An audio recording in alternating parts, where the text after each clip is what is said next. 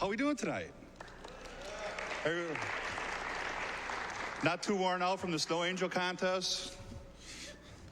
Not yet, not yet. We still got plenty of time. The night's young.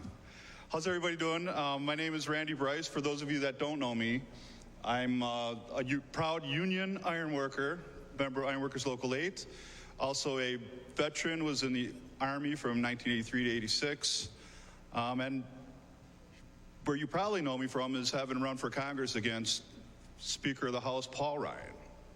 I should say former Speaker of the House, Paul Ryan.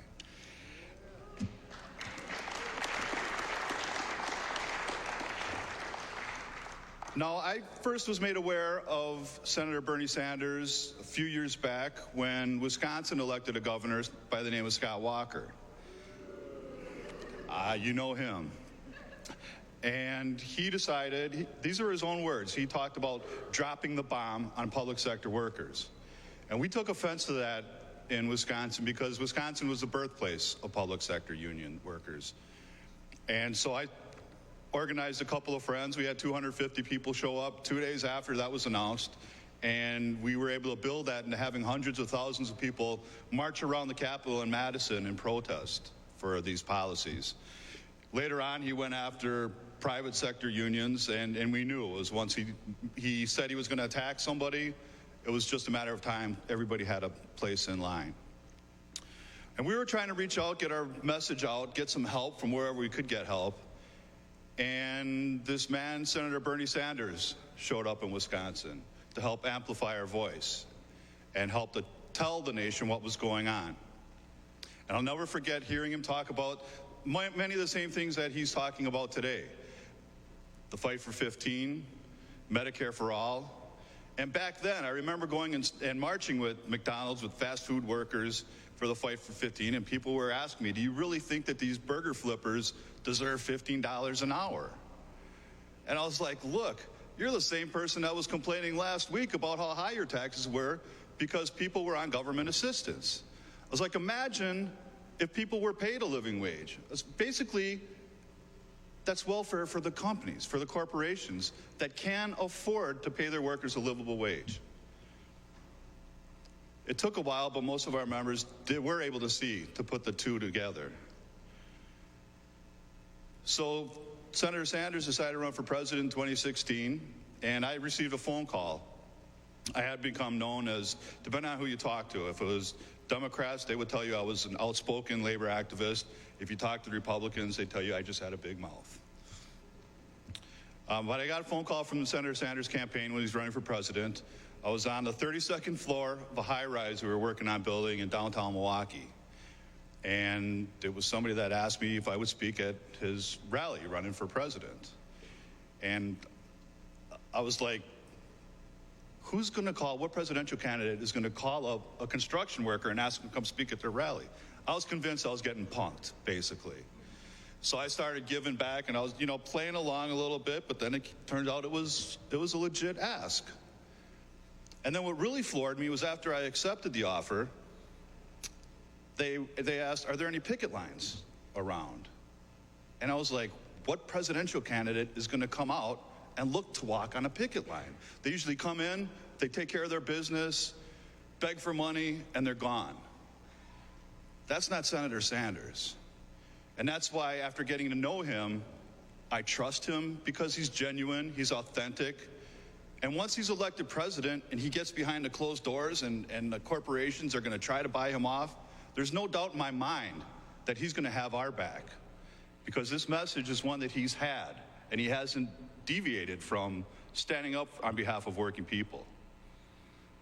A few years later, people in the community had asked me if I would run against Paul Ryan. And he had been absent from the district and doing everything he could to take out Social Security, Medicare, things that people really depend on. And so some people looked at me like I was crazy. They're like, what's this iron worker think he's going to do against the third most powerful Republican in the country? Well, because we were part of a movement, we were able to bring people together, we chased them away. So it was great to say, former Speaker Paul Ryan.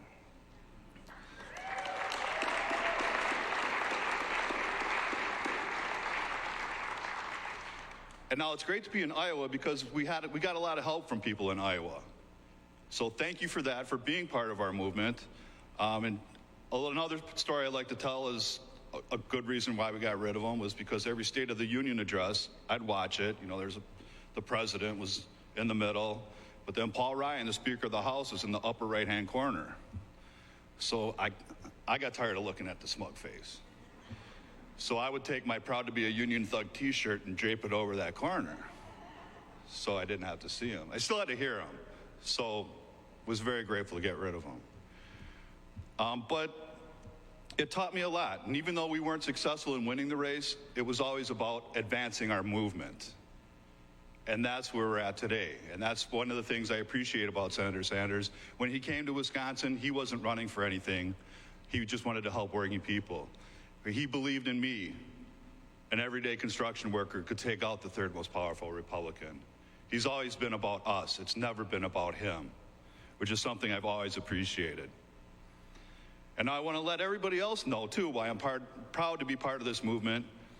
It's because we didn't start this class war, but we will finish it.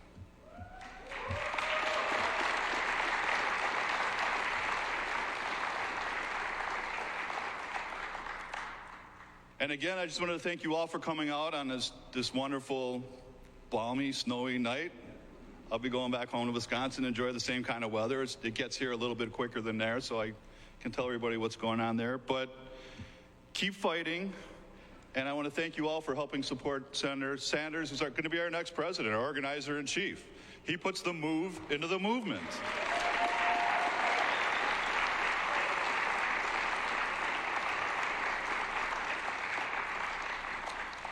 And now it's my privilege to introduce the next speaker, Sandra Trejo. Thank you.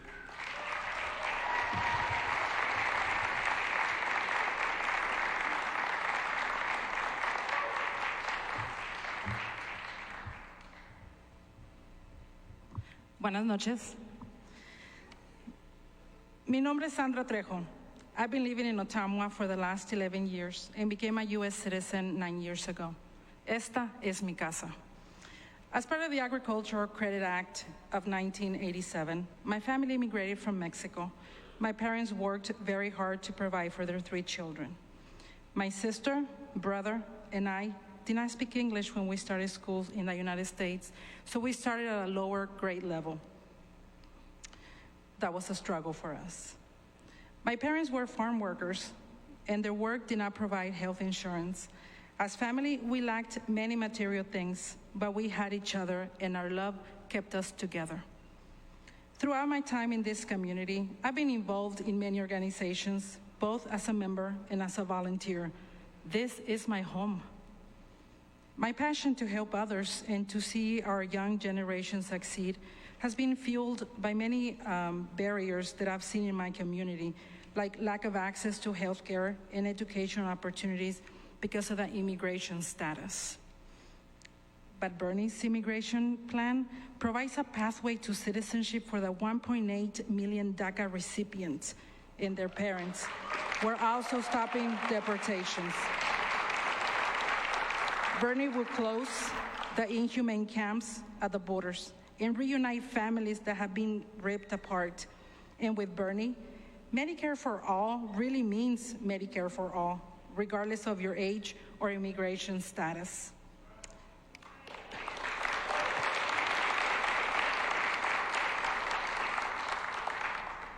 I volunteer at the local free clinic, and I see a lot of people who are not able to afford doctor's visit or their medication.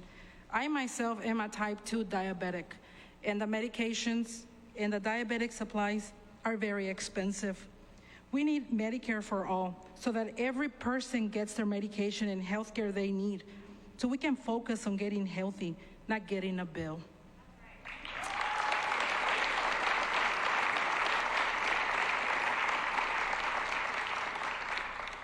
I strongly believe that Bernie is the man.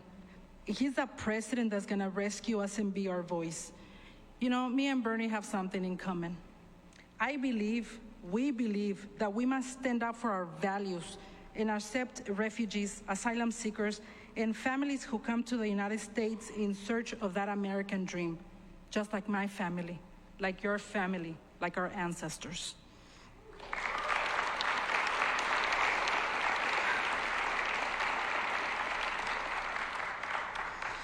El voto latino cuenta y hay que hacernos contar.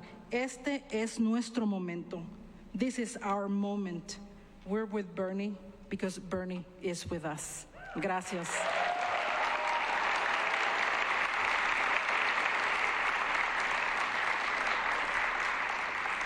Next, we're going to welcome to the stage Steve Siegel.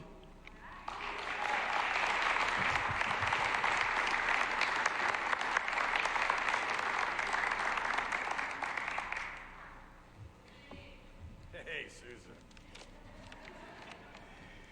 Well, good evening, everyone. How are we? Yeah? All right. Well, my name is Steve Siegel.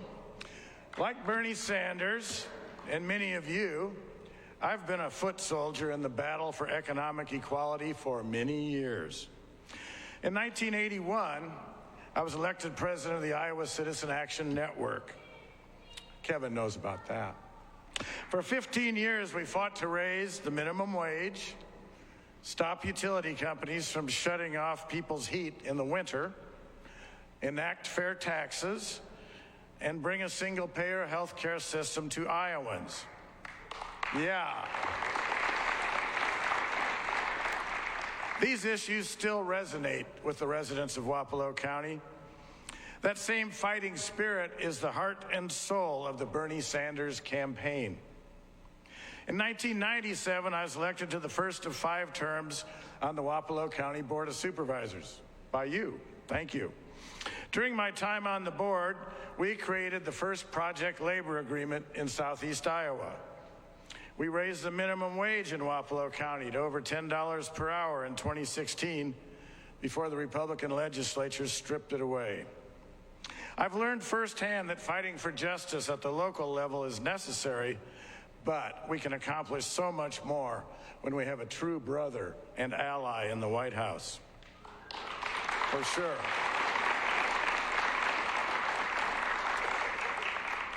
When he is elected president, and it will happen, we know we can count on Bernie Sanders to make these progressive dreams a reality on a national scale, such as Bernie will create a national public works program to upgrade our crumbling infrastructure.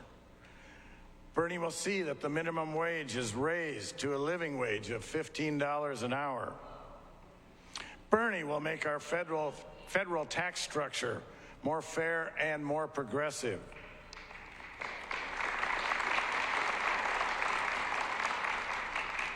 Bernie will make it easier to join a union and to obtain that elusive first contract.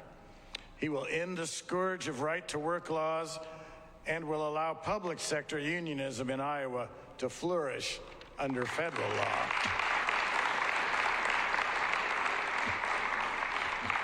Bernie believes that health care is a human right, not a luxury. He will guarantee that all Americans have their health care costs covered with Medicare for all. Other candidates may support some of these policies, but Bernie is the only one we can absolutely count on to deliver. I've spent my entire career fighting for working people. I trust Senator Sanders because he's done the exact same. We know he'll fight for us in the White House because he always has. And now, it's my great honor to introduce to you the next President of the United States, Bernie Sanders.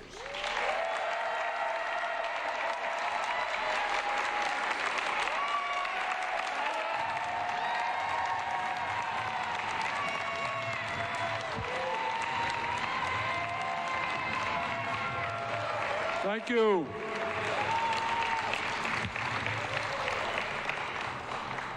Thank you all for coming out on this warm, sunny evening. Actually, it's snowing quite hard, and please be careful driving home. We want you out for caucus night. Self-serving here, not in the hospital, so the roads are a little bit slick. Let me thank Lizzie for her music again. She has entertained at a number of our events. Let me thank Miranda Wilson Let me thank Randy Bryce.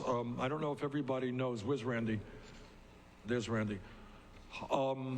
Randy has played a very important role in contemporary American politics.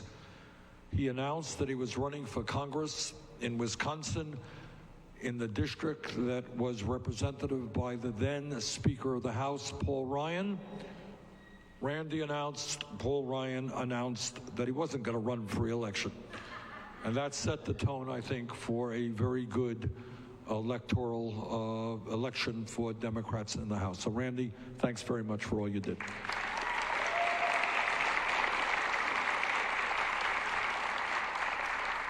And let me thank Sandra Trejo for her work with LULAC, and let me thank Steve Siegel for all his work in representing the people in his community. What I want to talk about tonight is a concept we don't talk about terribly much. It's called justice. You know that word. We don't talk about it a whole lot, but I think it is time that we had a government that in fact moved forward in creating a nation of justice, economic justice, social justice, racial justice, and environmental justice. And that is what this campaign is about, and that is what our administration will be about.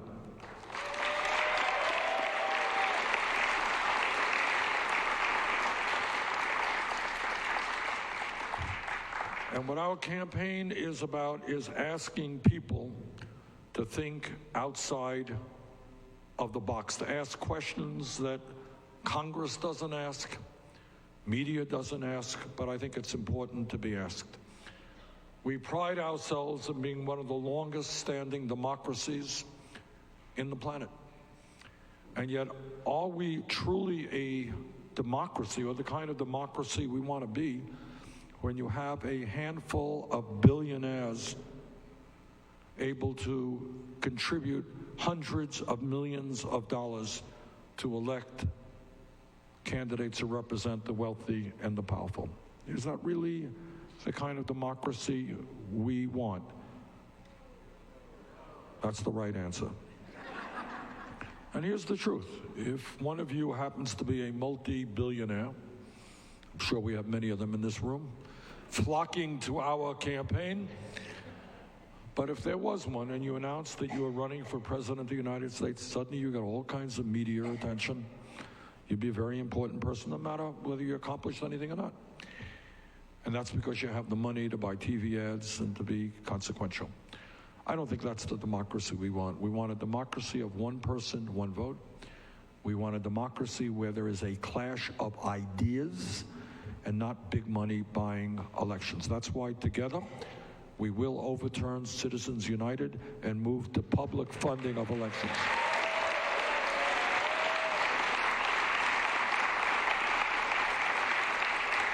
It is also why under our administration we will end a disgraceful amount of voter suppression in this country. I get especially angry, as somebody who's run for office many, many times, that you got politicians out there who look at their state or their district and they say, you know what, those people are not going to vote for me. And instead of going to those people and trying to convince them as to why they should vote for you, they say, we're going to figure out a way where they don't vote. In Wisconsin, I think, the other day, they announced in some ugly way that several 100,000 people are going to be taken off the rolls. In New Hampshire now, they're making it harder for young people to vote. All over the country, they're making it harder for people of color to vote. It is an act of cowardly people who don't have the guts to campaign on their ideas and think the only way they can win an election is by denying people the right to vote. We're going to end that. I believe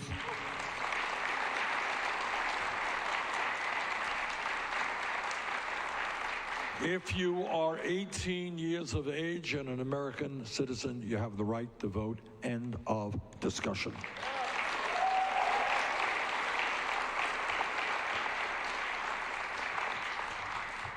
And when we talk about what's going on in our country and asking questions outside of the box, we have got to deal with the fact that today in America, we have more income and wealth inequality than any time since the 1920s.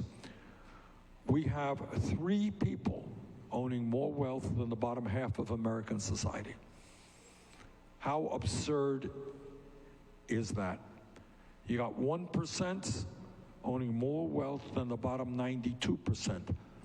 Over the last 30 years, top 1% have seen a $21 trillion increase in their wealth. Bottom half of America have seen a decline in their wealth. You got 500,000 people in this country today, including 30,000 veterans, sleeping out on the streets or in emergency shelters, and 49% of all new income is going to the top 1%. That type of grotesque income and wealth inequality is bad economics, it is immoral, and we are going to change that.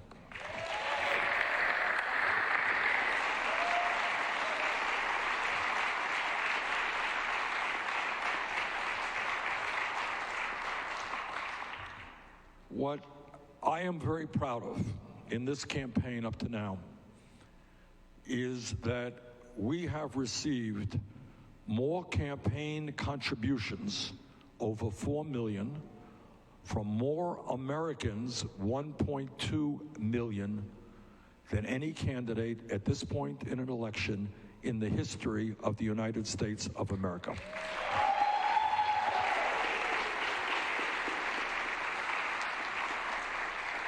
We don't have a super PAC. We don't want a super PAC. We don't go to wealthy people's homes, and we don't have bundlers, and we don't come out of those wealthy people's homes with hundreds of thousands of dollars. Our average contribution is $18, and they come from teachers, who are the largest source of our campaign contributors. They come from workers at Walmart who are making 11, 12 bucks an hour. Workers at Amazon. They come from the working people of this country. And our campaign is a campaign of working people. It's by the working people, and it is for the working people of this country, and I'm very proud of that.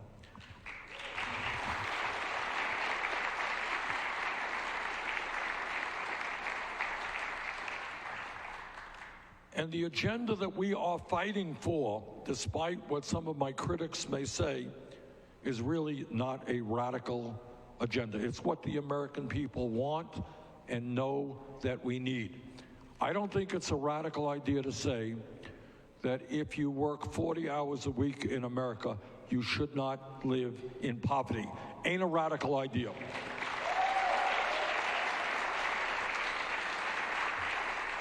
What is a radical idea is that you have a federal minimum wage and an Iowa minimum wage of $7.25 an hour. That is a radical extremist idea. Because nobody I know can live on $7.25 or $8 or $9 an hour. And that is why together we're going to do what the American people want, what 7 states have already done, what the U.S. House of Representatives has done. We're going to raise the minimum wage to a living wage, 15 bucks an hour.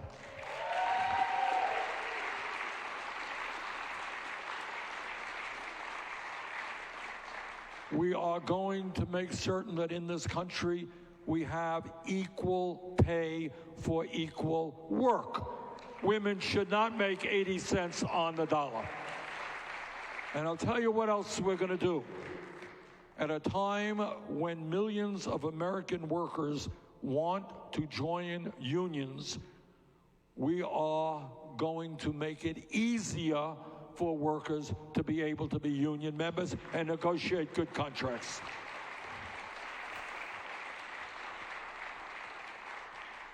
None of that sounds terribly radical to me. What is also not radical or extreme is understanding that we have got to rethink education in America today.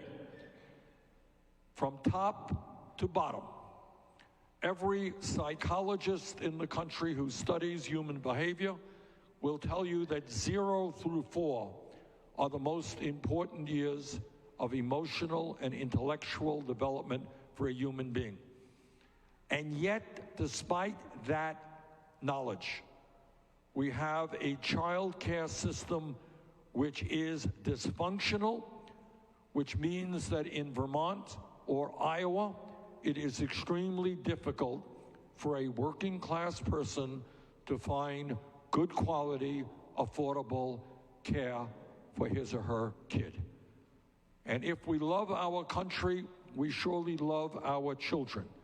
And that is why together we will pass quality, universal, affordable child care and make sure the people who work with the little kids are well trained and well paid.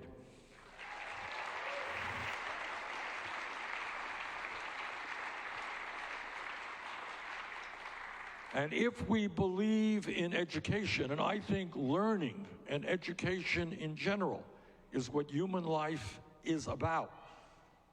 If we believe in education, we believe in educators.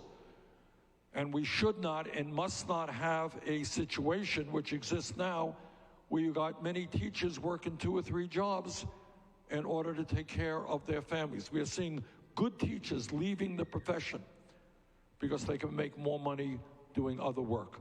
If we understand that teaching is one of the most important things that can be done, we're going to pay teachers in this country a decent salary commensurate with their important work of at least $60,000 a year. And I want the young people who are in college today to understand that there is very few things they can do more important than teaching. I want the best and the brightest to go into teaching, and they deserve to be compensated adequately for the important work they do. And when we talk about education, we understand that there are schools all over this country that are failing their kids, which is why we're going to triple funding for Title I low-income schools.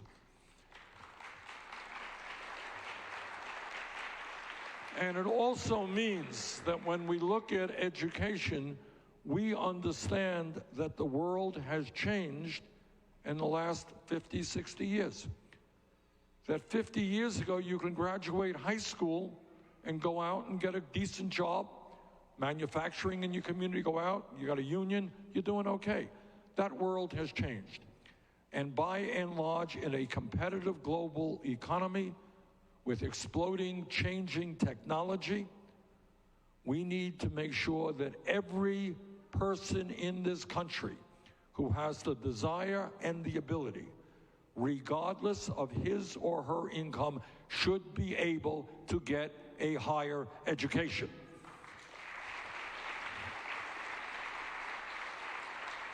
That is not a radical idea. Actually, it is an idea, interestingly enough, that existed 50 years ago. Some of you may know that the great public universities, like the University of California, University of the City of New York, state colleges, all over America were virtually tuition-free. If we could do it 50 years ago, we could do it today. But it's not just college. There are a lot of kids out there who are good with their hands, who don't want to go to college, but they want to go to a trade school to become a sheet metal worker, a carpenter, a plumber. We need those workers. They should have the opportunity to get the training they need, regardless of the income of their family.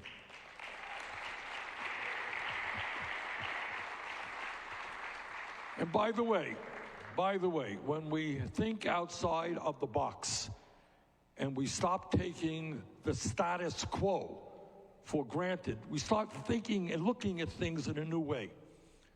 11 years ago, against my vote, the U.S. Congress bailed out the crooks on Wall Street who nearly destroyed this economy because of their illegal behavior. They got a huge bailout. In fact, the banks today are enormously profitable. 2 years ago, despite massive income and wealth inequality, Trump and his friends gave $1 trillion in tax breaks to large profitable corporations and the 1%. So that's what happens when you have a government whose policies are dictated by campaign contributions. But if you have a government whose job is to protect the needs of working families, you approach things just a little bit different. And that is, instead of giving tax breaks to billionaires, what you do is cancel all student debt in America. That's what you do.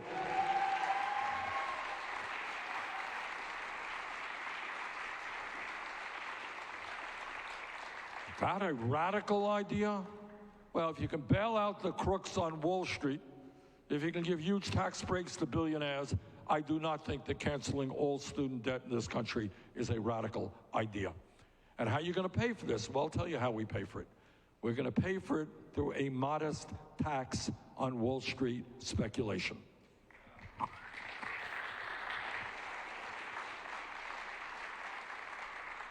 Okay, and while we are thinking outside of the box, let's ask ourselves a simple question. How does it happen that in the richest country in the history of the world, which is what we are the only major country on earth that does not guarantee health care to all people as a human right? Is that a fair question? How does it happen that in America we spend twice as much per person on health care as do the people of any other country? We spend about, think about this, we spend about $11,000 for every man, woman, and child in this country. It's about double what the Canadians spend and what they spend in Europe. And yet, despite spending twice as much per capita on health care, an enormous amount, we tonight find ourselves with 87 million people who are uninsured or underinsured. Everybody know what underinsured is? All right.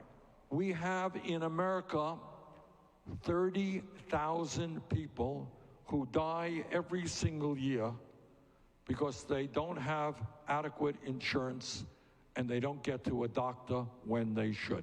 Talk to any doctor you go to and ask him how many patients he or she have lost because people went to the doctor too late because they couldn't afford to go to a doctor.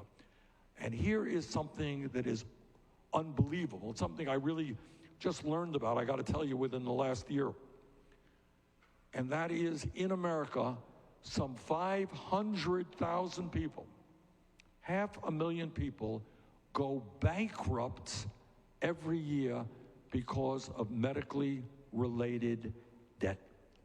Now, I want you to take a step back. You know, the problem is, you know, we get hit by things every day and we begin to accept it as normal. Oh, it's normal. It is not normal.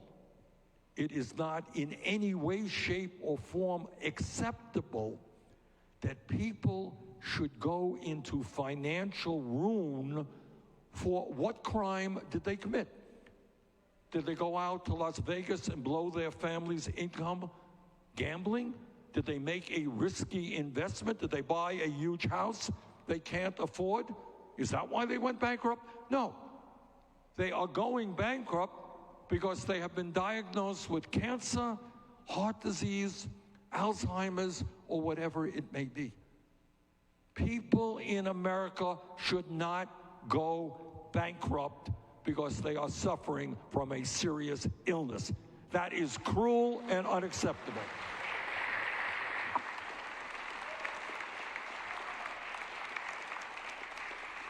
And we don't think about that. We do not talk about that. You're not going to hear that talked about on TV. or politicians, but to punish people, destroy their financial situation because they've been diagnosed with a serious illness is unspeakable. All right, so what are we fighting for?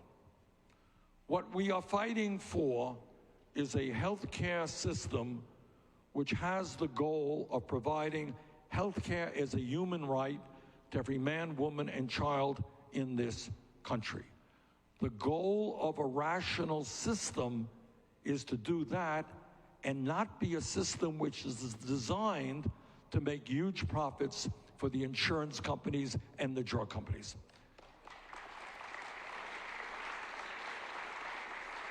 So last year, while 87 million of us are uninsured or underinsured, the healthcare industry made $100 billion in profits. And they will spend many, many hundreds of millions, if not billions, and they're already advertising on Iowa TV. They'll be all over the country telling you how terrible Medicare for All is and what a great system we have and how hard they are working to provide quality care for all of you. They will do anything they can to protect their profits. So we are taking on the healthcare industry and all of their money. Think about it.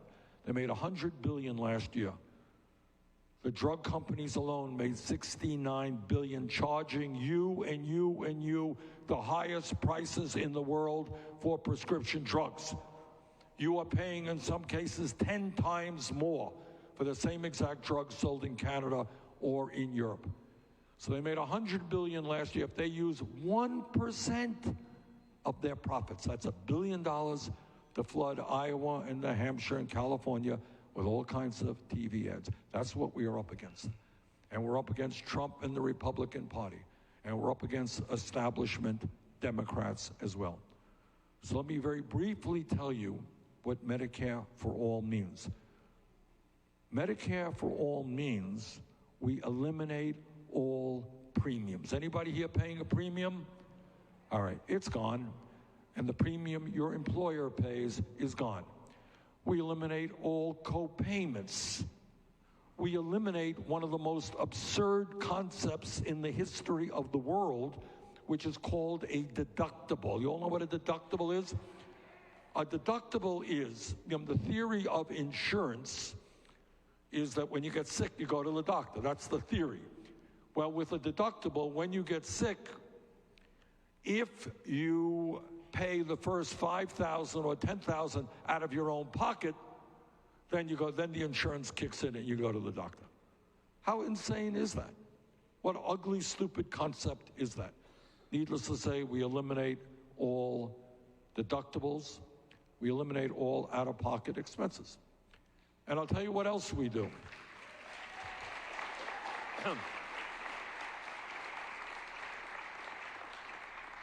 Tell you what else we do.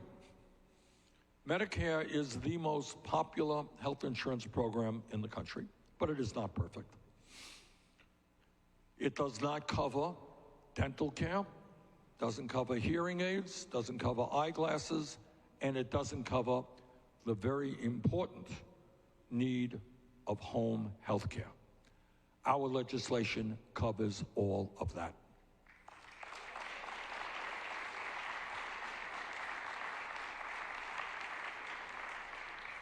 And what we do is we start off on year one by expanding Medicare to cover what I just said. And right now, Medicare is, you got to be 65 to be eligible for Medicare. Year one, we lower eligibility age to 55. Year two, 45. Year three, 35. Year four, everybody is in Medicare for all.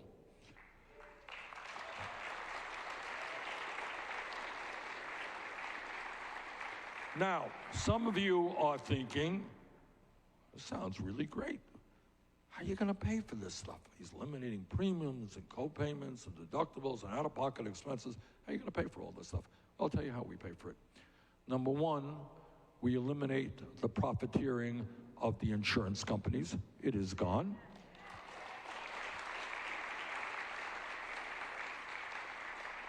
Number two, under a Bernie Sanders administration, the pharmaceutical industry will no longer be ripping off the American people. Trust me.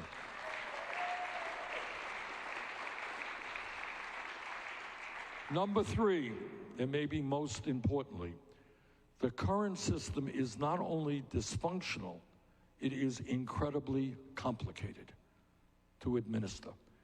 What you got, if we went around the room right now, right here, you would find that somebody has a $5,000 deductible, somebody has a $7,000, somebody has a $10,000, somebody's in this network, somebody's in that network, somebody gets this prescription drug coverage, somebody gets that, somebody has this supplemental deal with Medicare, somebody has a different supplemental.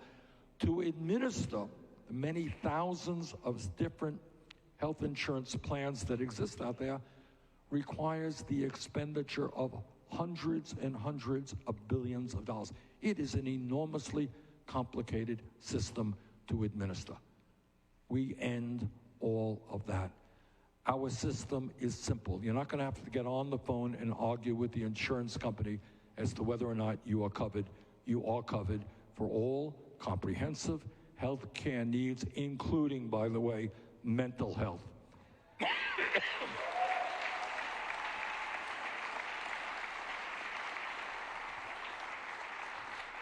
So, my critics will say, hey, Bernie, that sounds really great. How are you going to pay for it? And I will tell you. But before I tell you how I am going to pay for it, let me ask you how it is paid for right now. Because that's kind of an issue we don't talk about. The kind of assumption coming from my critics is healthcare is wonderful and free for everybody. I know all of you don't have to worry about paying for healthcare. It's all free, right? I don't think so. All right?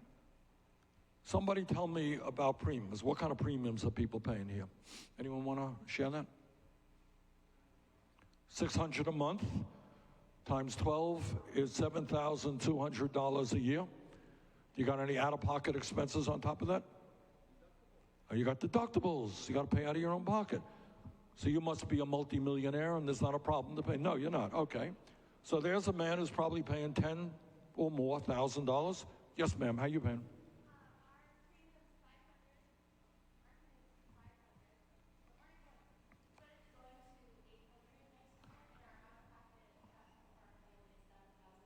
How much? Okay. So 800 times 12 is 9,600 she's paying, and the deductible will be 7,000. All right. 8 plus 7 is 15 before the insurance kicks in. Is that basically right? Okay. Other examples people want to share? What about, yes, sir? No insurance. All right. No insurance. So you don't pay anything. Everything the doctor wants to do to me. All right.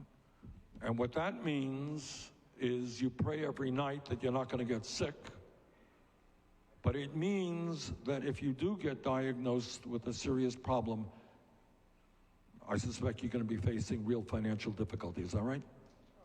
Okay. All right. And there are millions of people in that gentleman's position. And some of them, when they get sick, then don't go to the doctor when they should, with terrible consequences. All right, what about deductibles? We talked a little bit about premiums. What kind of deductibles do people have?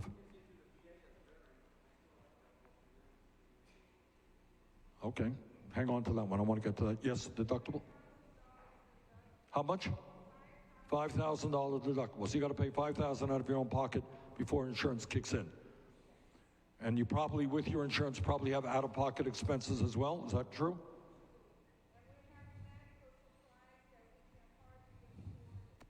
Okay. Thank you. Deductibles, what else are people paying? We got $5,000 here. Anybody paying more, less? $4,200. Okay. All right. And the answer is some people pay $5,000, some people pay $4,000, some people pay less. Some people pay $10,000, have a $10,000 a year deductible. And that's the way it is. The reality is that the family in America, right in the middle of our economy, median family income is about $60,000 a year. That family pays about $12,000 a year for health care. That includes premiums, out-of-pocket expenses, prescription drugs, the whole thing. $12,000 a year. That is 20% of the average working family's income goes to health care. That is absurd, all right? So before I get criticized about how I'm gonna pay for it, and I'll tell you how in a second, somebody might wanna say to these other people that we are sick and tired of spending 20% of our income on health care, all right?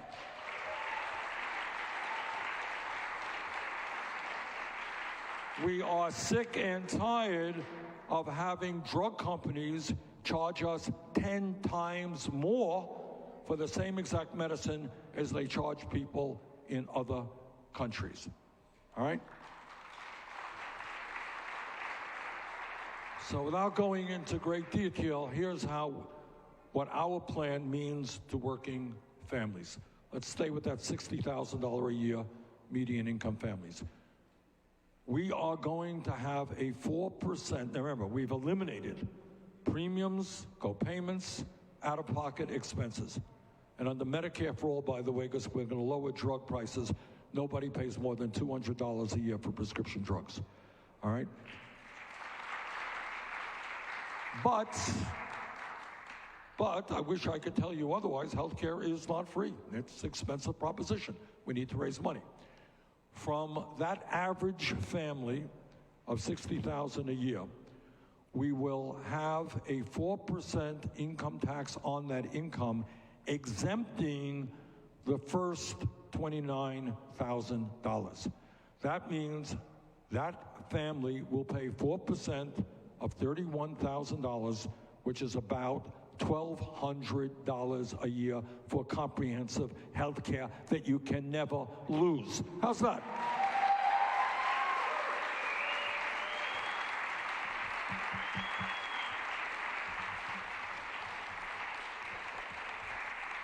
So this is an issue that we are gonna, we've been talking about health care for all literally since Teddy Roosevelt.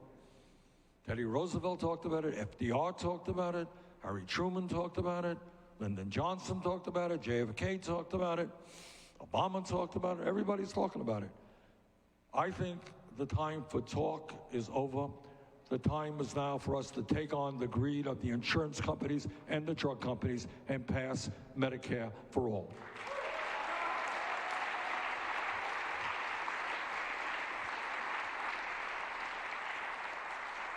I want to just touch on it and open it up for some questions or comments. And I want to end early because I don't want you getting stranded out there. But there's another issue out there that we are not paying anywhere near enough attention to.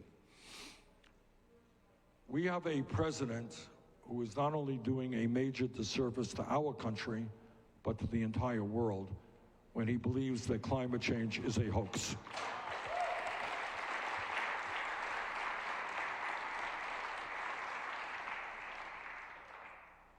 According to the scientists, climate change is not just a reality, with the Earth getting warmer every year. Climate change is not just caused by human activity and the emission of carbon. Climate change is not just causing devastating problems today in our country and around the world. What the scientists are now telling us is they have grossly underestimated the degree and severity of the impact that climate change is having.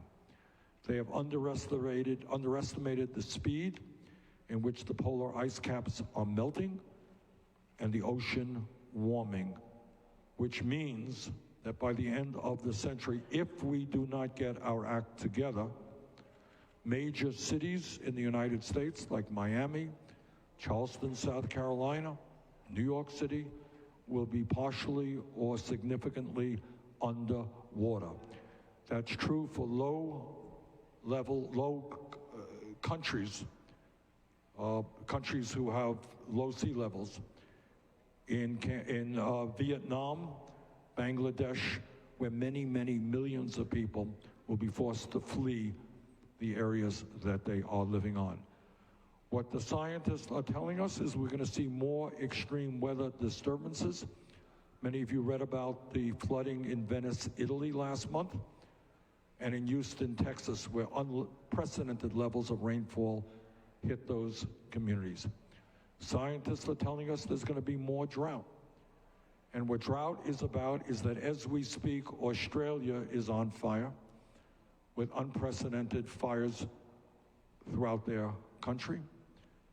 I don't have to tell anybody here what happened in Florida, in California, and is happening now. Again, unprecedented numbers of wildfires and incredibly severe fires. I was in Paradise, California. You may remember that was the city that was hit. It's a sight to behold, to see a small town of 26,000 people, 86 people were killed, and hundreds and hundreds of their buildings were burned to the ground. And what scientists are saying is we're going to see more drought and we're going to see more wildfires. And by the way, for states like Iowa, where agriculture is so important, when you have increased drought, you're going to have shorter planting seasons, you're going to have lower crop production, and the quality of the crops will deteriorate as well. And that means not just the Midwest of the United States, but places all over the world, which means less food production, more famine, more hunger. And what the United Nations tells us is that as a result of climate change, in coming years, we are going to see hundreds of millions of climate refugees. That means people who can no longer live in the area where they're living today because they can't grow crops, can't grow food, they can't find clean drinking water. They're going to migrate. And when millions of people migrate from one part of the world to a neighboring part of the world, that often brings international conflict and war. That's what the scientists are telling us. That's the bad news. I am very proud to tell you that our campaign has introduced the most sweeping and comprehensive climate change proposal ever introduced by any candidate for federal office.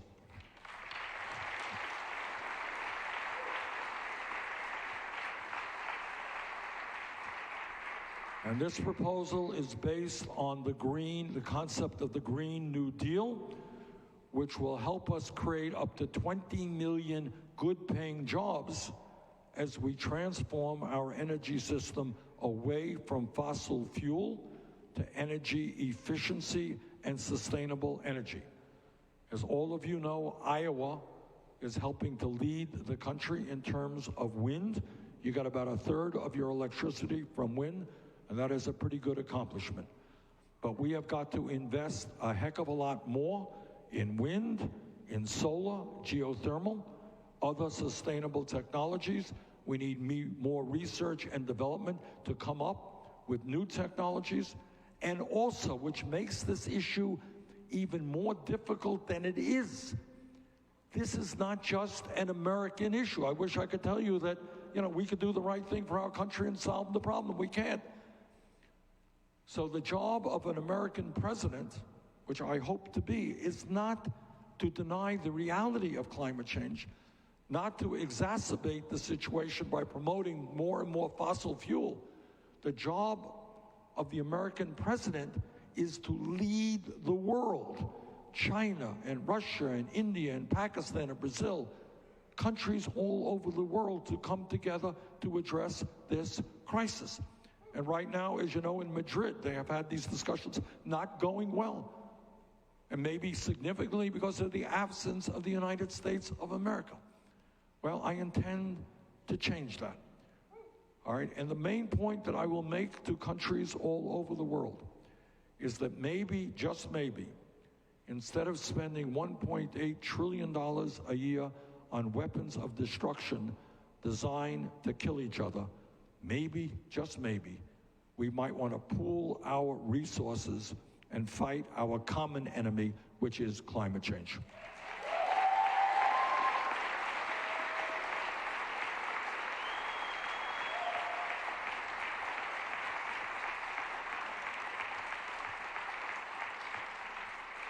There are a number of other very important issues that are out there, and that includes the need to reform a broken and racist criminal justice system,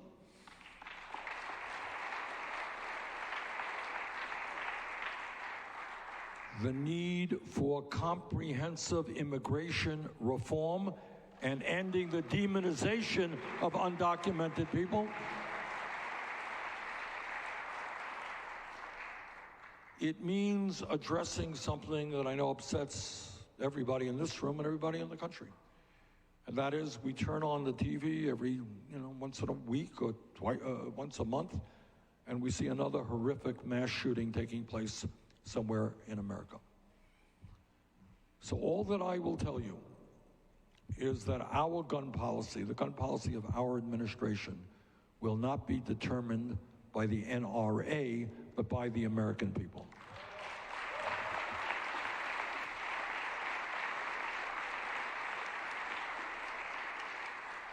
And that means we are going to go forward with expanded and universal background checks. We're going to end the gun show loophole. We're going to end the so-called straw man provision. And we're going to do what the American people now want us to do. Not a few years ago, they didn't want it. Now they do. And that is to ban the sale and distribution of assault weapons in this country.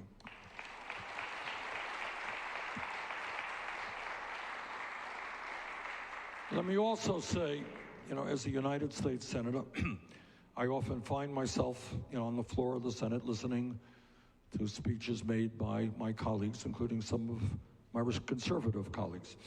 And the mantra of my conservative colleagues is they believe in small government. They believe in getting government off the backs of the American people. Do what you want to do. Get government off the backs of the American people. And I would say to those conservative senators and members of the House, if you believe in getting the government off the backs of the American people, understand that it is the women of this country who have the right to control their own bodies, not the government.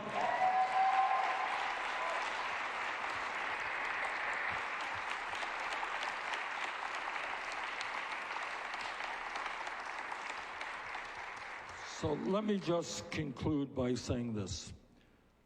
As a senator, I deal every day with the power of the corporate elite, with Wall Street, insurance companies, drug companies, military-industrial complex, fossil fuel industry, prison industrial complex, and I deal with the 1%. And if anybody tells you that these folks do not have unbelievable power, they control the economy to a significant degree, they control the political life of this country, they own the media. That's a lot of power. But at the end of the day, the 1% are just 1%. And if we do not allow Trump and his friends to divide us up based on the color of our skin or where we were born or our sexual orientation or our religion, if we stand together trying to create a government and an economy that work for all of us and not just the 1%, there is nothing that we cannot accomplish. And that is what this campaign is about, and that is what my administration will be about. Now, I don't have to tell anybody here that Iowa plays an outsized role in the political process. There is a reason why so many candidates are in Iowa tonight, why so many reporters are significantly increasing the wealth of your state. Everybody is here in Iowa because you are the first state to caucus. So I'm here tonight to ask for your support. I think we stand an excellent chance to win here in Iowa. We have a great organization. We are knocking on thousands, and I think this weekend, where's Misty? Misty, is she here? How many doors do our people knock on this weekend? I think we've knocked about 28,000 so far. This weekend. This weekend.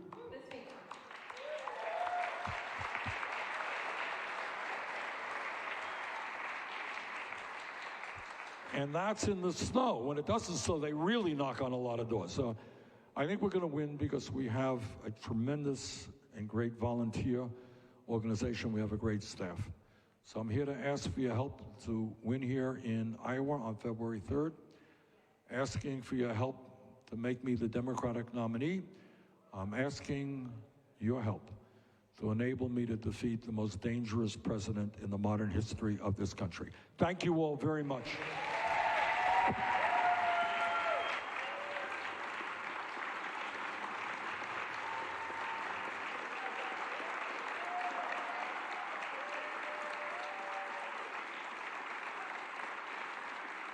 Thank you very much. Okay, I'd like to take a few questions and comments. And I don't want people staying here too late because I don't want you to slide off the road there. All right, questions and comments. We got Misty, you got a mic? Who else has a mic? All right, Bill, you got a mic? Okay, questions? All right, I see a hand right there, sir. Here, wait for the mic. Give us your name, please. Hi, my name's Jeremy. I'm a resident of Centerville, Iowa. I understand that climate change cannot be fixed by policy alone, okay? In order to fix climate change, we actually need to take action. What actions are you encouraging your supporters to go out and do to actually help fix the problem of climate change? Because it can't be done just by policy alone. Well, policy helps every person be involved in the solution. Let me give you an example. A few years ago, I think about 3 years ago, my wife and I put solar panels up in our house. And here's the point. We had the money to buy the solar panels. And the result of that is that our electric bill in Vermont went down by about 80 or 90%, okay? I want everybody in America, so we save money. Over a period of time, we'll pay off our investment in solar panels, I don't know, 6, 7 years, and then we get free electricity, or virtually free electricity. I want everybody, I could afford to do that. I want everybody in America to be able to do that, to get the upfront money they need to put solar panels up on their roof, which will help us significantly in reducing climate change and save you money on your electric bill, okay? In Vermont, like Iowa, the weather gets pretty cold. And we have many older buildings, as you do in Iowa, that are poorly insulated, that are energy inefficient. We got wind whistling through people's homes. I brought in a substantial sum of money in Vermont to help people retrofit their homes. And I will never forget being in the homes of 2 older women. They were sisters living together, and we saved them 50% on their fuel bills because we retrofitted their home, more insulation, better windows, better roofing. We do that all over America. We put people to work doing that. We build the insulation and the windows and the roofing in the United States. You put more people to work, and we save you money on your fuel bill. All right? So those are transportation, the same thing. We have to rebuild our transportation system and our rail system.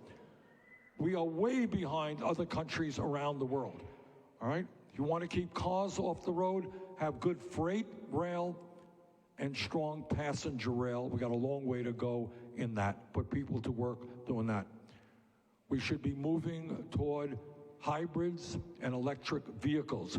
Create a whole lot of jobs producing those vehicles. So my point is everybody in the country, all of us, are going to have to play a role in making this country more energy efficient and moving to sustainable energy. Okay, other questions? Yep, I see a hand over there. Can you hold that mic a little bit closer, please? I'm Riley, electrician at IBW Local 13 here in Southeast Iowa. Before I joined the union, I had my 4-year apprenticeship at non-union ABC. A couple things I want you to comment on. I felt like we did not get a good education, and part of that reason is we had about 50 kids, or guys, in 1 day a week, so you can tell that for a hands-on trade, you didn't get a lot of one-on-one, other than learning in the field. And second, at my non-union contractor, when I finished my 4-year apprenticeship, I was making less than what our first-year apprentices make. Aside from organizing everybody, what can you say to help in that? Thank you. Thank you very much. Thank you for the work you're doing. And by the way, I have been to, if my memory is correct, and I think it is, IBEW apprentice programs in various parts of the country. A couple of years ago, we had the ambassador from Germany coming into the United States. I don't know if you know that, but in Germany, they have a very, very strong apprenticeship program. And what I said a moment ago, is not everybody wants to go to college. There are enormously important jobs to be done in our economy, which pay people really good wages if they have the training and the skills to do those jobs. So we have got to greatly expand apprenticeship programs. In Germany, what they do is they take kids out of school partially, and they are training those kids and paying those kids when they are in school. They're earning a paycheck early on. So I love, and I have seen a number of union apprenticeship programs. You're looking at maybe the strongest pro-union member of the United States Congress. We look forward to working with the unions in developing those apprenticeship programs. And I want to show how everything is related to everything else. What we want to do in terms of criminal justice is invest in our kids in jobs and education. All right, if we had good apprenticeship programs in the schools, there are a lot of kids who are thinking about dropping out now who would get to work with their hands, get the training that they need, and the decent jobs that are out there. So look forward to us working closely with unions on those apprenticeship programs.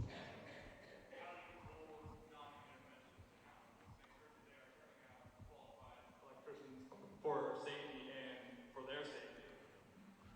Well, unlike the Trump administration, we'll probably enforce the law.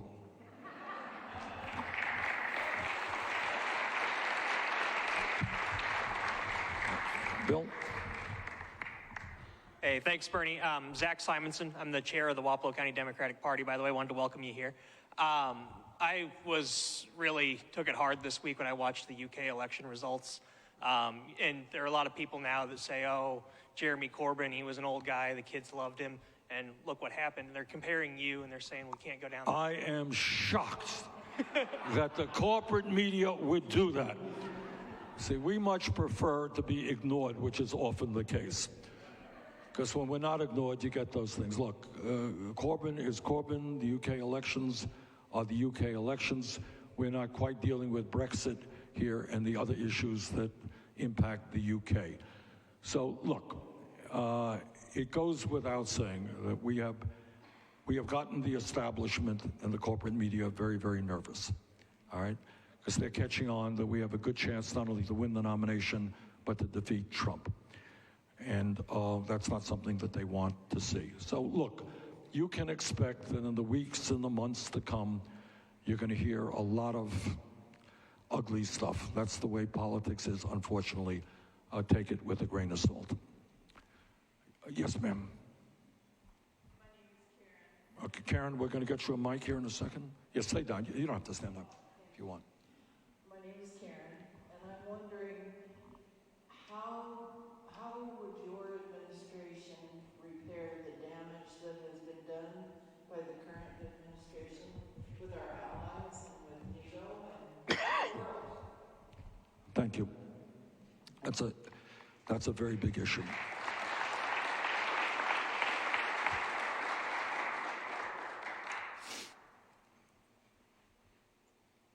What is really quite amazing is in a nation which historically has been a leader in democracy and human rights, which has stood with democratic countries all over the world, we now have a president who is kind of unabashedly an admirer of authoritarian governments. Hold it. Excuse me. Here's it. Hey, excuse me, don't disrupt a meeting, sir. Please sit down. All right, I am in America, whether Trump likes it or not, I will state what I believe to be true. All right, hold it. Sir, that's your point of view. You're entitled to it. I'm entitled to my point of view. All right? Okay? But I don't, no, I'm sorry, you can't disrupt the meeting. Please sit down. Please sit down. Thank you. Okay, that's fine. You can leave, but don't disrupt the meeting. Okay. Thank you. Okay. All right, please don't. You say, I believe in democracy. You have a right to speak, but you don't have a right to disrupt. All right, calm down. Calm down. All right? In a democracy, whether Trump likes it or not, we can be critical of him or anybody else we want. Okay. Thank you very much. Sir? Okay, that's enough. That's enough. That's enough. Thank you very much. That's it. Thank you. Okay, we got a question. Another question? Yep, right here. Yes, ma'am. Yep. Oh, no, that's, yes, right here. Behind you? Yep, grab the mic. Hello, Senator. Sorry about that. That was weird. How do I follow that, actually? I don't know. Actually, my question concerns the Supreme Court. Supreme Court? Yeah, just something a couple of buddies of mine were talking about, and they've mentioned it on a couple podcasts I listened to. Term limits for the Supreme Court. Good. Is that something you're willing to at least Well, I'll tell you what I'm about? willing to entertain. There is a constitutional argument to be made, and some constitutional scholars have, to say that while Supreme Court justices have lifetime appointments, it doesn't necessarily have to be just on the Supreme Court. That they can be rotated out of the Supreme Court to lesser courts. And that is something I think we should take a look at.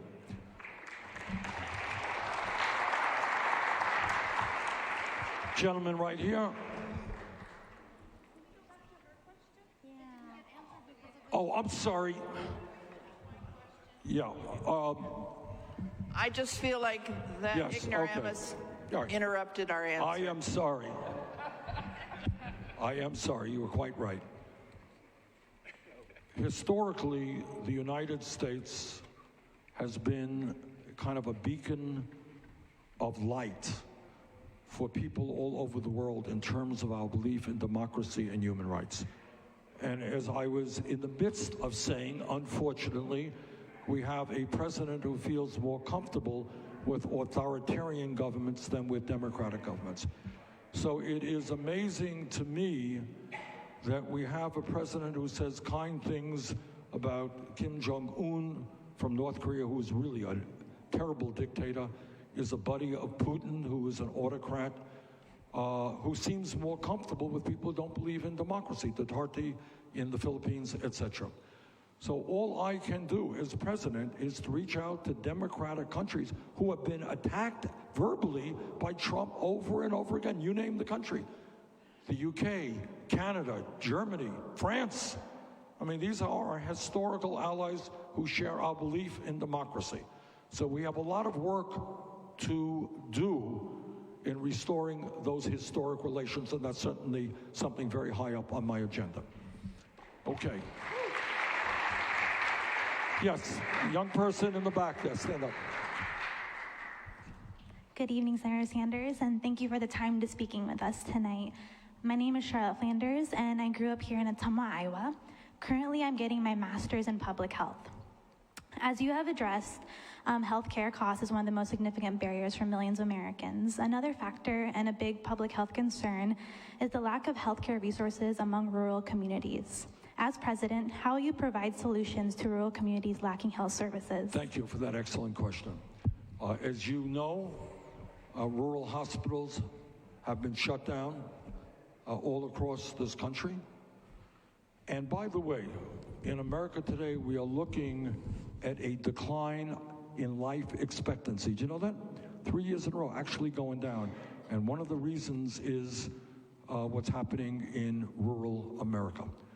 So the problem now is that if you are an insurance company, you don't make money providing health care to poor people in sparsely populated areas. That's not where you make your money.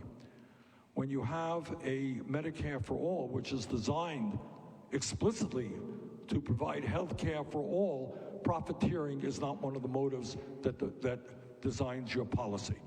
So we have got to pay a lot of attention to rural America, and that means more hospitals, it means more doctors, it means more mental health counseling, because the opioid epidemic has ravaged rural America, and it means making sure that everybody in this country, including people who are living in sparsely populated areas, get the quality health care that they need. So to answer your question, we gotta, not only do we make health care available to everybody, we're gonna pay attention to where the needs are greatest. Rural America, parts of urban America as well.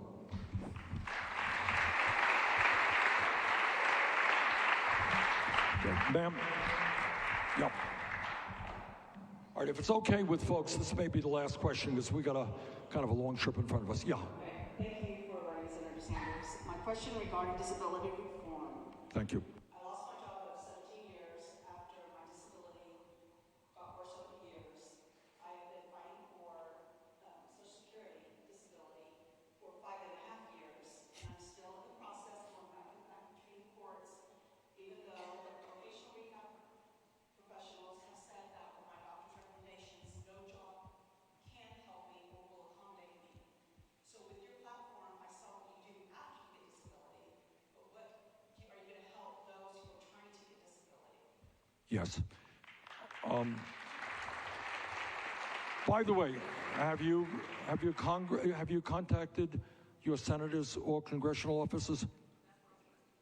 All right, we do that a lot. I mean, people call up our office, and sometimes the bureaucrats will listen to a senator's office or a member of Congress's office. I recommend that you do that. Secondly, you know, when Trump ran for president, he said, you recall this, he said he was a different type of Republican. He was not going to cut Medicaid, remember that? Not going to cut Medicare, not going to cut Social Security. The reality is, if you look at his budget, he has made massive, we didn't let him get away with it, proposed massive cuts to Medicaid and Medicare, and you will be unhappy to hear the Social Security Disability Fund. That's where he's going, okay? To the tunes of many billions of dollars. So, you know, we believe that in America, and by the way, I apologize, because we should have talked more about disability issues. We have a lot more people with disabilities in this country than I think many of us recognize. So our job is to make sure that those people are not discriminated against when they can work. People want to work if they can work, and if they can't work, we make sure that they receive the benefits that will enable them to live with dignity and security. All right, let me apologize for cutting it a little bit short. We got to get on the road, and I don't want you all to get home safely. I just want to thank you all for being here.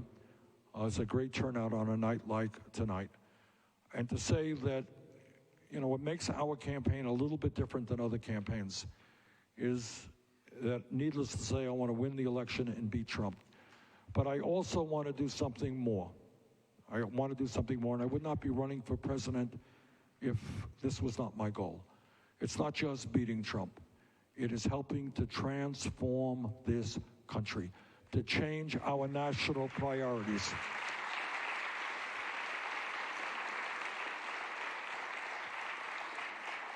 And it's not something, you know, and I think I'm the only candidate who will tell you it's not something that just one person can do, not even a powerful president. We are in this together.